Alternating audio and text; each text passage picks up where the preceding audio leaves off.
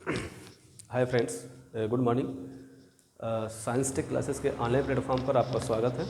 और आज हम आपको क्लास 12 के फिजिक्स के बारे में पढ़ाएंगे। ठीक है, क्लास 12 के फिजिक्स के बारे में। और फिजिक्स में से दो पार्ट है इसमें, एक एसी का पार्ट है, एक डीसी का पार्ट है। तो अभी हम शुरू करते हैं डीसी के पार्ट के बारे में। ठीक है, डीसी के पार्ट सॉरी एसी का पार्ट के बारे में शुरू करते हैं। एसी में क्या क्या चीज़ें हैं। ठीक है, एसी मतलब होता है अल्टरनेटिंग करंट और डीसी मतलब होता है डायरेक्ट करंट। डायरेक्ट करंट किसे कह सकते हैं? डायरेक्ट करंट उसे कह सकते हैं जो जितने भी बैटरी से ऑपरेटेड होते हैं, जैसे 12 वोल्ट की बैटरी, 24 वोल्ट की बैटरी, ये जो बैटरी से चलेंगी डायरेक्ट करंट के रूप में आपको मिलेंगी। लेकिन जितने भी पावर जनरेशन करके कराए जाएंगे, पावर जनरेट करके लेके आए जाएंगे, पावर मतलब जहाँ से पैदा किया जाएगा बिजली, वहाँ से अगर लेके आओगे तो ये हो जाएगा आपका एसी। ठीक है, ये हो जाएगा आपका एसी के बारे में। आज हम सिस्टम समझेंगे कि कैसे बिजली जनरेट होती है और वहाँ से कैसे हमारे घरों तक पहुँचती है। जब आप एक सीक्वेंस समझ जाएंगे तो उसी के बीच में क्लास 12 फिजिक्स का जो फर्स्ट पार्ट है इलेक्ट्रिसिटी का, उसमें चैप्टरों को वहाँ पर छिपा के सीक्वेंस में रखा गया है। जब आप ये जान जाएंगे तो आप आसानी से चैप्टर आप समझ जाएंगे। ठीक है, तो जो प्रत्यावर्ती धारा है, चुंबक है, चुंबकीय तरंगे हैं, इन सब के बारे में आज हम आपको बताएंगे। ठीक है, सीक्वेंस आप समझिएगा, ध्यान से देखिएगा। यहाँ कोई पावर जनरेशन पॉइंट है जहाँ पर बिजली पैदा होती है। स्टार्टिंग में कितना जनरेट कर रहे हैं हम? 11 की भी 11,000 वोल्टेज हम जनरेट कर रहे हैं। तो जो पावर जनरेशन पॉइंट होता है वो होता कैसे कैसे जनरेट होता है? आप या तो कोयला ले लो, कोयला से बिजली पैदा कर लीजिए, गैस से परमाणु प्लांट ले लो, यूरेनियम थोरियम, या जल विद्युत हाइड्रो पावर प्लांट। ये बड़े बड़े पावर प्लांट होते हैं, ये शहर से दूर रखे जाते हैं क्योंकि वहाँ पर बहुत बड़ी बड़ी मशीनरी और सिस्टम की ज़रूरत पड़ती है। अगर वहाँ कोई भी दिक्कत आती है तो आसपास के लोग अगर शहर में रखोगे तो नुकसान हो जाएगा, काफ़ी जान माल की हानि हो जाएगी। उससे बचाव के लिए हम शहर से दूर रखते हैं। हमारे बस्ती ज़िले के पास में यहाँ पर जाएंगे आप, अयोध्या टांडा में, वहाँ पर बिजली एनटीपीसी का एक प्लांट है, national thermal power plant corporation of India. ये बहुत बड़ा प्लांट है। ठीक है, एनटीपीसी बहुत अच्छी चीज़ें हैं जो बिजली पैदा करने का जिम्मेदारी लेती है, भारत सरकार की कंपनी है। तो वहाँ से आप जो बिजली यहाँ वो एनटीपीसी कोयले से रिलेटेड है। ठीक है, कोयले को लेके आते हैं हज़ारों टन में, उसको गर्म करते हैं, आग में जलाते हैं। ठीक है, कोयला गर्म होता है, कोयले से पानी गर्म करते हैं, पानी से स्टीम बनाते हैं, स्टीम से जनरेटर पे, स्टीम से लेकर के कहाँ आते हैं? जनरेटर के उसके टरबाइन पे, उसे रोटेट कराते हैं, उसे फिर आगे चल कर रोटर चलाते हैं, रोटर से जनरेटर चलाते हैं, जनरेटर से बिजली बनती है। आपको याद रहे, जो जनरेट होगा वो वोल्टेज जनरेट होगा, करंट नहीं होगा। ठीक, जो बिजली यहाँ पे बनेगी, मान लेते हैं हमारे पास कितना मिल गई? 11,000 वोल्टेज मिल गई। अब हमें कहाँ बहुत दूर भेजना, मान लीजिए आपको 200 किलोमीटर के दूर भेजना है। ठीक है, 200 किलोमीटर। तो जब 200 किलोमीटर दूर आप भेजोगे तो उसके लिए वहाँ तक जाते जाते जो आप तार बिछाओगे ना, बड़े बड़े कंडक्टर वायर बिछाओगे, तो उसमें बिजली खर्च होती जाएगी, आपस में रेजिस्टेंस आएगा, नुकसान होता जाएगा। ठीक है, तो इसीलिए उसको बचाने के लिए हम जगह जगह पे स्टेशन बना के रखते हैं। मान लीजिए टांडा से आपको भेजना गोरखपुर, तो डायरेक्ट आप मान लीजिए दूरी ज़्यादा हो रही है तो टांडा से भेजिए बस्ती, बस्ती से भेजिए गोरखपुर। इससे जो भी लॉसेस होंगे रास्ते में, बस्ती वाला जो सब स्टेशन बनेगा गिदई पावर हाउस वाला, उसको मैनेज कर लेगा। फिर उसके बाद आगे आप जाओ गोरखपुर, आप सेंटर मतलब भेज सकते हो। इसीलिए ट्रांसफार्मर में आपको आएगा हाई वोल्टेज। ठीक है, ट्रांसफार्मर आप देखना SP volt high voltage generate कर रहे हैं, किस में कर दें? 220 के भी मतलब 2,20,000 वोल्टेज में कितना जनरेट हुआ था? 11,000 वोल्टेज में कितना बना दे रहे हैं? 2,20,000 वोल्टेज में। इसीलिए पूरा इलेक्ट्रिसिटी का जो जिसको बोलते हैं जादू की छड़ी, वो कौन है? ट्रांसफार्मर है। अगर ट्रांसफार्मर सही है तो सब कुछ सही है, ट्रांसफार्मर गड़बड़ तो भाई गड़बड़। सोच लो, आप इसको 11 रुपया दे रहे हो, 220 रुपया बना दे रहा, कितनी कमाल की चीज़ें हैं। ठीक, इसके बारे में समझाएंगे, भी मिलेगा सिलेबस में। 132 के भी 1,32,000, 765 के भी 7,65,000 वोल्टेज आप कन्वर्ट कर सकते हैं, इतनी क्षमता है ट्रांसफार्मर में। ठीक है, ये कहाँ जाएगा? ट्रांसमिशन स्टेशन में। ट्रांसमिशन स्टेशन मैंने बताया था, जैसे बस्ती आ गया। और बस्ती से जैसे बस्ती के कई सारे पार्ट हैं, जैसे महासो हो गया, आपको महासो भेजना है बिजली, सदर भेजना है बस्ती सदर में, और वहाँ पे आपको भेजना है मान लीजिए जितने सारे ब्लॉकर्स हैं, जैसे मान लीजिए शामघाट ब्लॉक हो गया, ठीक है, कुदरा ब्लॉक हो गया, या बहादुरपुर हो गया, बनकटी हो गया, इसी जगह जगह पे भेजना है। तो वहाँ पर हम सिस्टम बना कर रख दें, यहीं गिदई पावर हाउस सब जगह पे हम बिजली भेज सकते हैं। ठीक है, डिस्ट्रीब्यूशन सिस्टम में।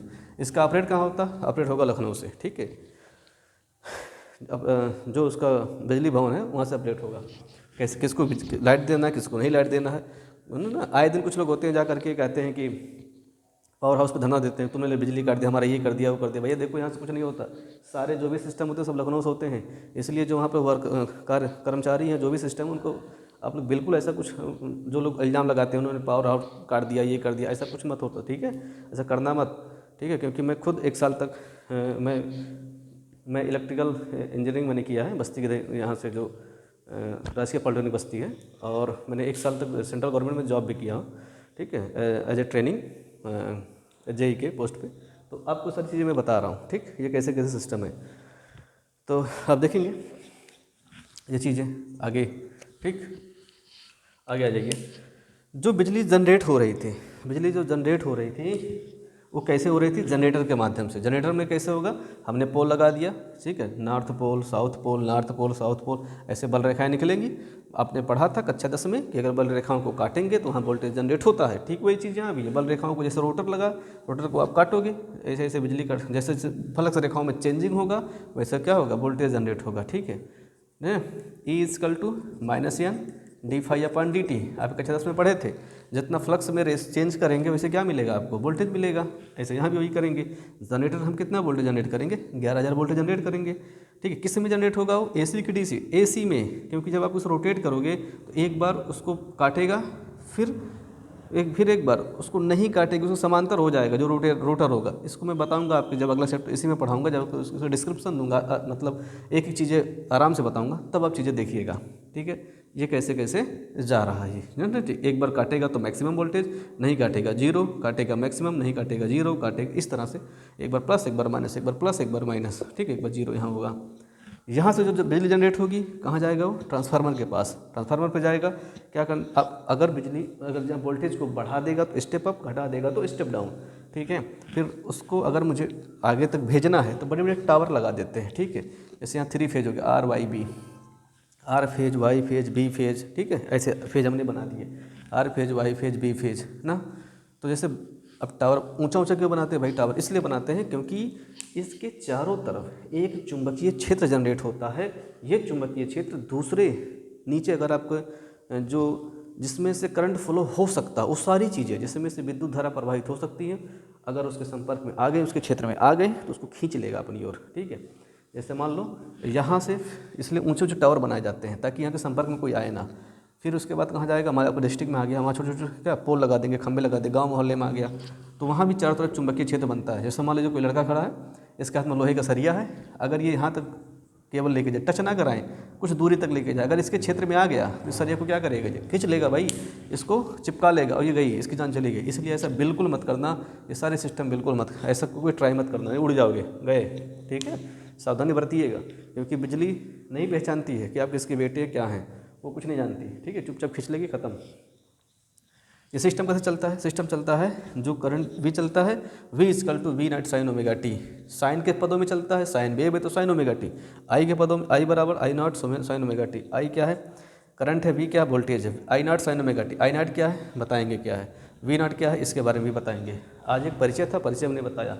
ऊपर से मान लीजिए बादल आ रहे हैं, ठीक है, बारिश होने वाली, बहुत तेज गरज रहे हैं, चमक रहे हैं, वहाँ से निकलने वाली जो तरंगे होती हैं, जिसको कहते हैं बिजली गिर गया ऊपर से, आकाशीय बिजली, वो किसके रूप में चलते हैं? इलेक्ट्रोमैग्नेटिक वेव, ठीक है, चुंबकीय तरंगों के रूप में। और नीचे अगर कहीं भी टावर बिजली के, ठीक है, सिस्टम है, इसलिए कहते हैं उसके नीचे जाकर के आसपास नहीं खड़ा होना चाहिए, क्योंकि ये भी चुंबक आकर्षण करेगा और आपको नुकसान पहुंचा सकता है, ठीक है। इसलिए बड़े बड़े टावर को बचाने के लिए गार्ड वायर लगाते हैं, ताकि क्या करे, इसके ऊपर से अगर आएगा बिजली तो क्या करेगा, ये अर्थ कर लेगा, ज़मीन में लेके चले जाएगा, रेजिस्टेंस लो करते हैं ताकि ये सेफ रहे। ये क्या होता है? इंसुलेटर होता है। इसका काम क्या है? जो करंट इसमें जा रहा है, वोल्टेज करंट जा रहा है, इसका करंट इसमें ना पास हो जाए, उसको बचाने के लिए यहाँ पर इंसुलेटर लगाते हैं, जैसे चीनी मिट्टी से बनाते हैं, ठीक है, पोर्सिलिन जिसको बोलते हैं, यहाँ लेकर के चले जाते हैं, ठीक। ये तो परिचय था आपका सिस्टम। तो इसमें देखेंगे जो पहला चैप्टर था प्रत्यावर्ती वैद्युत धारा, वो जनरेटर यहाँ से आएगा। क्यों प्रत्यावर्ती है? क्योंकि रोटर लगा है, बार बार उसको रोटेट करेगा, इसलिए उसकी डायरेक्शन चेंज होगी तो प्रत्यावर्ती धारा बनेगी। आगे आता है ट्रांसफार्मर, ठीक है। ट्रांसफार्मर के बारे में अगला चैप्टर में ही है, ट्रांसफार्मर कैसे वर्क करता है, ठीक। तो ट्रांसफार्मर आपका हो गया, जनरेटर हो गया। टावर पे लेके जाओगे, तार लगाए हो, मोटे मोटे तार लगाए हो, 120 kV 32, तो इसके चारों तरफ चुंबक बनेगा। तो अगला चैप्टर आपका वैद्युत चुंबकीय तरंगों के बारे में है, वैद्युत चुंबकीय प्रेरण के बारे में है, यहाँ आप पढ़ोगे, ठीक है। वैद्युत चुंबक, इलेक्ट्रोमैग्नेटिक इंडक्शन और इलेक्ट्रोमैग्नेटिक यहाँ पढ़ोगे, ठीक। फिर उसके बाद वैद्युत चुंबकीय तरंगे पढ़ेंगे। तो जो चैप्टर आपका बच जाता है, जैसे वैद्युत धारा हो गया, वैद्युत आवेश हो गया, गॉस का प्रमेय हो गया, और जो आपका विद्युत चालन हो गया, विद्युत परिपथ हो गए, ये सारी चीज़ें डीसी सर्किट में आएंगे। तो डीसी सर्किट में हम आपको बताएंगे नेक्स्ट वीडियो में। आज आपका सिर्फ ये परिचय था, आज के लिए इतना ही। और हम मिलेंगे नेक्स्ट वीडियो में। तो क्लास 12 वालों, आपका बोर्ड एग्ज़ाम आने वाला है, तो मार्च के हो सकता है 20-22, जो भी जैसा भी आयोग डिसीजन लेगा वैसा आप लोगों को मानना पड़ेगा। और जाके आप एग्ज़ाम कैलेंडर, वैसे सेंटर तो अलॉट हो चुके हैं, सेंटर कहाँ कहाँ आपको जाने हैं, लेकिन अभी डेट नहीं आया। जब जिस दिन डेट आ जाएगा उस दिन आप तैयारी तो आप जोर कर ही रहे होंगे और उसके बाद ये वीडियो आप देखते रहिएगा तो सहयोग मिलता रहेगा। ठीक है, तो आज के लिए इतना ही, हम मिलेंगे नेक्स्ट वीडियो में। जय हिंद।